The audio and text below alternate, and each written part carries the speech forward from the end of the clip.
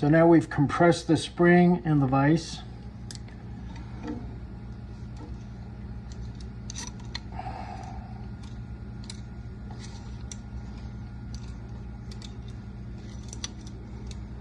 You don't have to overdo it, otherwise it'll just snap.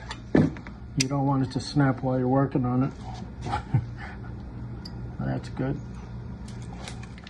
Now once we get it around and get started tightening it, we're going to slide it around to 180 degrees from the first one. Otherwise the spring will actually curve.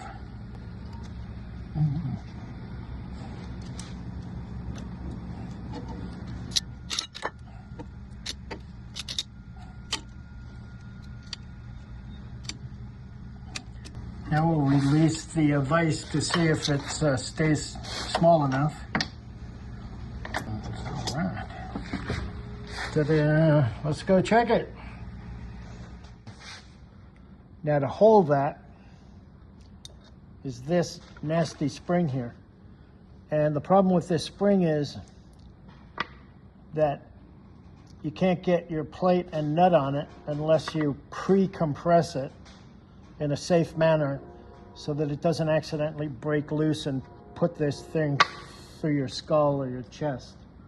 So what we've done is you pre-wire it, you put it in a clamp and you compress it, and then you wire it down so that it's short enough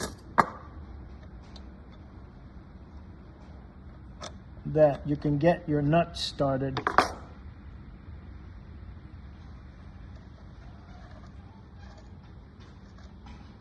I've done this before with tie wraps, but somebody suggested wire, and wire is definitely easier, photographs better, and it works fine. So we did the same thing to take it off. We wired it and then we just pulled it off. And now we can do this to put it back on.